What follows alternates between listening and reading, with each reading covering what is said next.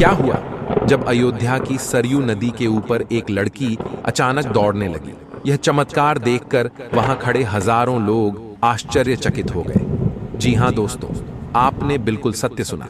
अयोध्या की सरयू नदी के ऊपर 16 साल की लड़की, जो भगवान श्री राम जी की परम भक्त थी, वह अचानक दौड़ने लग गई। लोग इसे भगवान राम का साक्षात अद्भुत चमत्कार मान रहे हैं। दोस्तों, जैसे जैसे राम मंदिर प्राण प्रतिष्ठा की तारीख पास आ रही है, वैसे वैसे अयोध्या में आए दिन नए नए चमत्कार हो रहे हैं। लेकिन इस चमत्कार ने तो पूरे विश्व भर को हिलाकर रख दिया है। आखिर इस चमत्कार के पीछे क्या सच है, पूरी जानकारी आपको बताएंगे। लेकिन उससे पहले, अगर आप एक सच्चे सनातनी हैं और आपको भगवान राम के पुनः घर पधारने की खुशी हो रही है, तो वीडियो को लाइक करके कमेंट बॉक्स में जय जय श्री राम जरूर लिखिएगा। दोस्तों, ये चमत्कारिक घटना दिल्ली की रहने वाली और प्रभु श्री राम की परम भक्त दीपिका पाठक के साथ हुई है। दीपिका और उसके माता पिता का हर एक हिंदू की तरह सपना था कि राम लल्ला के मंदिर का निर्माण हो। और जब यह सपना 22 जनवरी को पूरा होने वाला है, क्योंकि श्री राम लल्ला की प्राण प्रतिष्ठा होने वाली है, तो इस खास पल को देखने दीपिका अपने माता पिता के साथ अयोध्या आई हुई थी। दीपिका अपने माता पिता के साथ पूरी अयोध्या घूमी। वह हनुमानगढ़ी मंदिर गई, वहां उन्होंने दर्शन किए।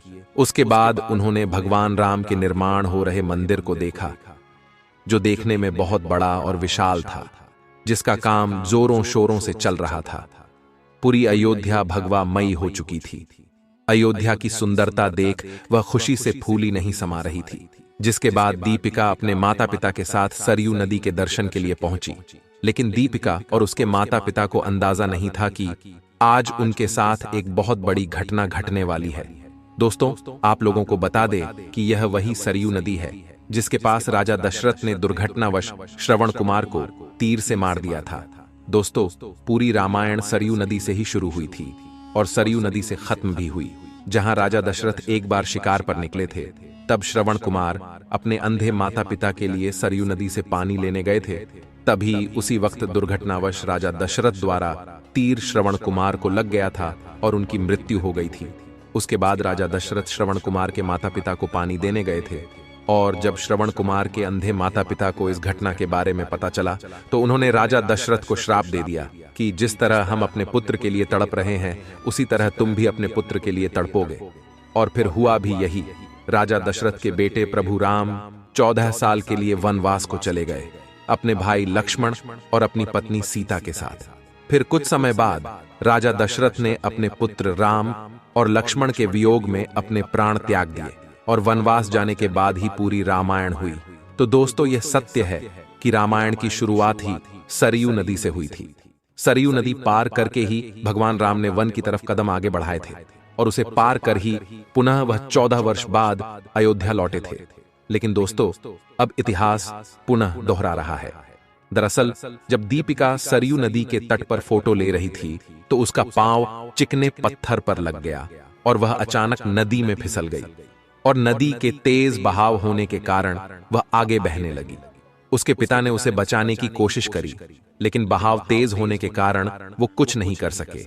उन्होंने वहां खड़े सभी लोगों से मदद मांगी, लेकिन कोई मदद नहीं कर पा रहा था। अपनी बेटी को नदी में बहता देख दीपिका के माता पिता फुट फुट कर रोने लगे।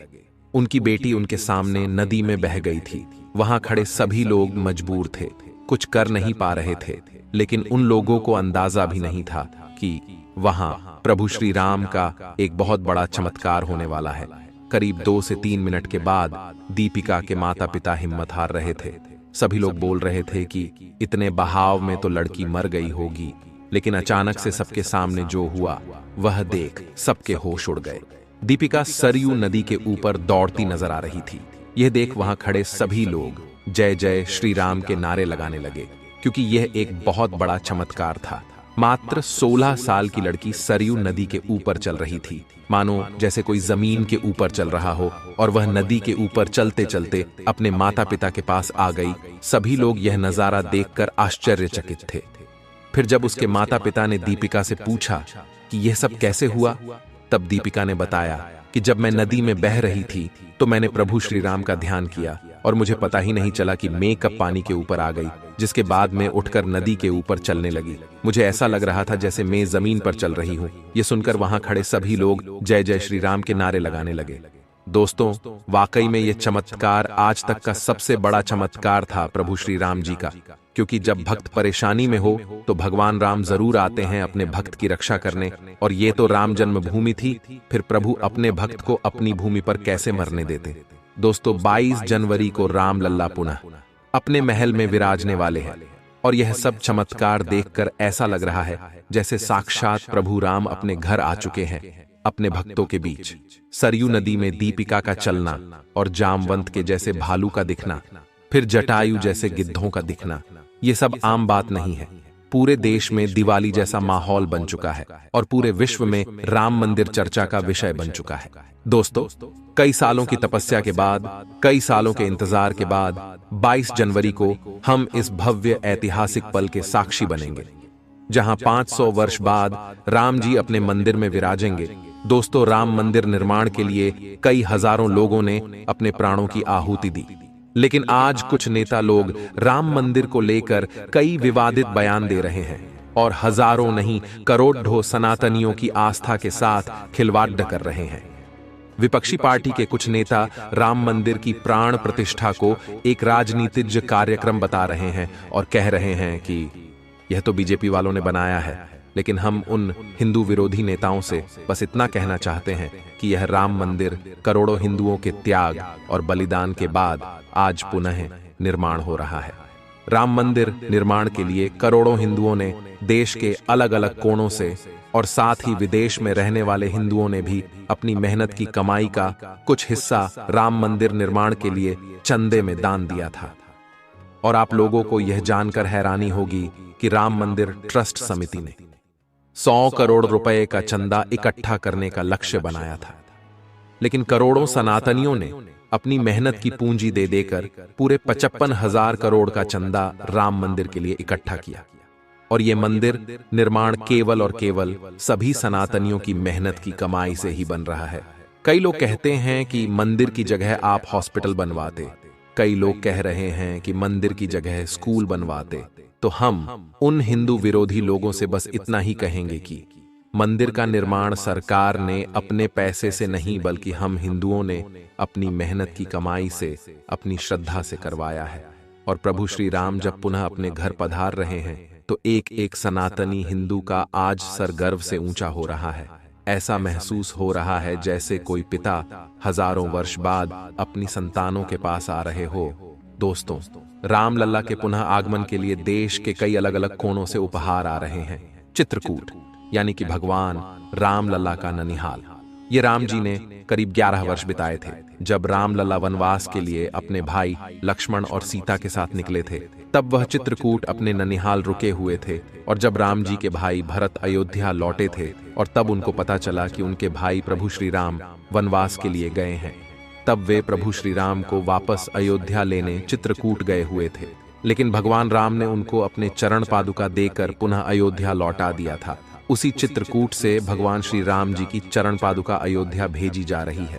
आपको बता दें कि त्रेता युग में जो घटनाएं घटी, उसी को ताजा करने के लिए भारत सरकार के संस्कृति मंत्रालय और राम भक्त संगठनों के सहयोग से धर्मनगरी चित्रकूट से भगवान श्री राम की भव्य चरण पादुका यात्रा निकाली गई है।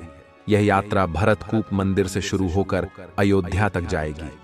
दोस्तों, भगवान श्री राम की चरण पादुका यात्रा में भरत मंदिर में रखे भगवान श्री राम के चरण पादुका को भरतकूप कुआं से जल लेकर उन्हें स्नान कराया गया है और उनकी विधि विधान से पूजा भी हुई है।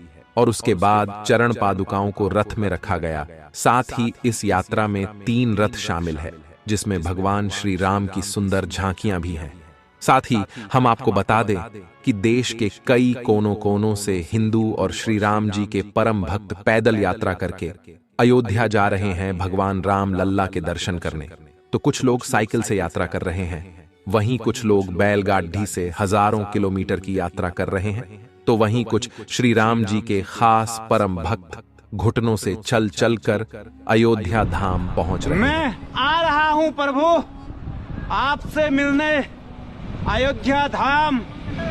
जय सिया राम, जय जय सिया राम।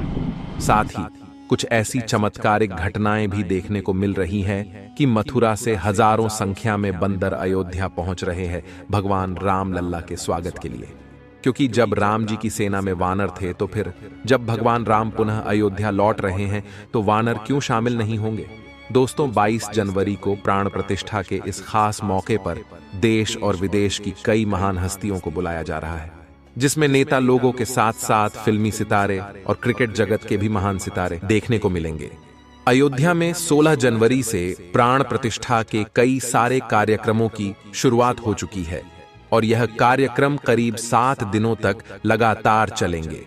लेकिन कई लोगों का और कई विपक्षी नेताओं का कहना है कि राम मंदिर का निर्माण अभी पूरा नहीं हुआ है और फिर भी मोदी सरकार आने वाले चुनाव को देखते हुए प्राण प्रतिष्ठा का कार्यक्रम पहले करवा रही है, जिससे उनको आने वाले चुनाव में बहुत मदद मिलेगी। लेकिन आप लोगों को हम बता दें कि भारत में कई ऐसे मंदिर हैं जिनका कार्य सालों तक चलता रहता है। मंदिर निर्माण का कार्य कभी भी रुकता नहीं है, लेकिन अगर मंदिर का गर्भगृह पूरी तरह से निर्मित हो चुका हो तो वहां पर भगवान की प्राण प्रतिष्ठा की जा सकती है, क्योंकि भगवान के लिए उनका घर केवल और केवल गर्भगृह होता है। और आप लोगों को बता दे कि राम मंदिर निर्माण का कार्य लगभग पूरा हो चुका है, लेकिन उसका विशाल रूप कई सालों तक, कई पीढ़ियों तक वह बनता ही रहेगा। दोस्तों, हिंदू विरोधी लोग राम मंदिर को लेकर आए दिन नए नए विवादों को छेड़ रहे हैं, जिसमें एक विपक्षी पार्टी के नेता ने दावा किया है कि राम मंदिर राम लल्ला की जन्मभूमि से करीब 4 किलोमीटर दूर बन रहा है। यानी कि जिस स्थान पर बाबरी मस्जिद को ढाया गया था, जहां राम जी की मूर्ति प्रकट हुई थी, उस स्थान से करीब 4 किलोमीटर दूर मंदिर बन रहा है। तो इस बात को लेकर आखिर कितनी सच्चाई है, आज वह भी हम आपको बता देते हैं। दोस्तों, इस बात को लेकर श्री राम जन्मभूमि तीर्थ क्षेत्र मंदिर के ट्रस्ट ने संजय राउत के इस दावे को पूरी तरह गलत बताया है। ट्रस्टी रामेश्वर चौपाल ने कहा है कि जिस स्थल पर 1990 में मैंने मंदिर की पहली ईंट रखी थी, उसी स्थान पर भव्य राम मंदिर का सिंहद्वार बना है। वहीं मंदिर के प्रधान पुजारी आचार्य सत्येंद्र दास का कहना है, 1992 से मैं उसी स्थल पर गर्भगृह में पूजा करता रहा हूं। राम लल्ला टाट के मंदिर में उसी स्थान पर विराजमान रहे जहां विवादित ढांचा के गुंबद रखे गए थे। तो दोस्तों, ये बात सरासर झूठ थी, बल्कि राम मंदिर का निर्माण उसी स्थल पर हो रहा है जहां विवादित ढांचा ध्वस्त करने के बाद रामलला टेंट में 1992 के बाद से रह रहे थे। और जब 2019 में सुप्रीम कोर्ट का फैसला आया था और उसके बाद भव्य मंदिर निर्माण का काम शुरू हुआ था, तो टाट के मंदिर से रामलला को फाइबर के मंदिर में स्थापित किया गया और वहां के मुख्यमंत्री योगी जी ने बाकायदा अनुष्ठान करके रामलला को स्थापित किया था। जब टेंट वाले मंदिर में जो गर्भगृह था, उसे चिन्हित करके वहां केसरिया झंडा लगा दिया था और वह झंडा आज भी लगा हुआ है और उसी जगह मंदिर का निर्माण हुआ है। साथ ही दोस्तों, जहां पूरे भारत में उत्सव का माहौल बन रहा है, वहीं राम मंदिर निर्माण के इस कार्यक्रम का कुछ लोग गलत फायदा भी उठा रहे हैं और अपनी अपनी जेब भरने में लगे हुए हैं। जहां कई ऐसी खबरें आई हुई हैं कि कुछ लोग भगवान श्री राम जी की प्रसाद के नाम पर हजारों लाखों लोगों से ठगी कर रहे हैं। इंटरनेट और ऑनलाइन कई लोगों ने राम लल्ला की प्रसादी का झूठा वितरण शुरू कर दिया है और हम आप लोगों को यही बताना चाहते हैं कि यह सरासर झूठ है। साथ ही व्हाट्सएप पर और अन्य सोशल मीडिया पर कुछ लोग 22 जनवरी राम मंदिर प्राण प्रतिष्ठा के VIP पास को बेचते हुए पाए गए हैं, जो लोगों से लाखों रुपए मांग रहे हैं और कह रहे हैं कि VIP पास आपको दिया जाएगा, जिससे आप 22 जनवरी को राम मंदिर में हो रहे प्राण प्रतिष्ठा कार्यक्रम में शामिल हो सकते हैं। आपको बता दें कि यह पास सरासर नकली होते हैं और हजारों लोगों से लाखों रुपए भी ठग लिए गए हैं। तो हम भी आप लोगों से यही कहना चाहते हैं कि कोई भी राम मंदिर को लेकर एक भी रुपया किसी को ना दें, जब तक सरकार खुद आगे रहकर इसके बारे में जानकारी न दे। आपको बता दें कि 9 नवंबर 2019 को सुप्रीम कोर्ट ने अयोध्या को राम लल्ला का जन्म स्थान मानते हुए पूरी जमीन राम लल्ला को सौंपने का फैसला किया था, जिसके बाद 3 महीने के अंदर ही मंदिर निर्माण के लिए ट्रस्ट बनाया गया और मस्जिद के लिए भी अलग से 5 एकड़ भूमि देने को कहा गया था। तो इसके बाद मुस्लिमों को करीब 5 एकड़ जमीन मस्जिद निर्माण के लिए अयोध्या में ही दूर दी गई है। दोस्तों, 22 जनवरी की तैयारियां खूब जोरों शोरों से देश में हो रही है, जहां पटाखों की बिक्री में जबरदस्त उछाल आया हुआ है। जो पटाखा 100 रुपए का पहले मिलता था, आज वह लगभग 150 से 200 रुपए में मिल रहा है। साथ ही भगवा झंडों की पूरे देश में कमी हो चुकी है। इतने भगवा झंडे आज बिक रहे हैं। और करीब 16 जनवरी के बाद से ही फूलों का व्यापार भी बहुत जोरों शोरों से हो रहा है और फूलों की कीमतें भी बहुत ज्यादा बढ़ गई हैं। हम आप लोगों से भी विनती करते हैं कि 22 जनवरी के दिन आप भी अपने घर को दिवाली की ही तरह सजाएं। घर पर लाइट लगाएं, दिए लगाएं, पटाखे जलाएं, हार पुष्प लगाकर अपने घर को सजाएं। तो दोस्तों, अगर आप भी राम मंदिर निर्माण को लेकर खुश हैं, तो अभी के वीडियो को लाइक करें और सभी लोग नीचे कमेंट बॉक्स में जय श्री राम जरूर लिखें।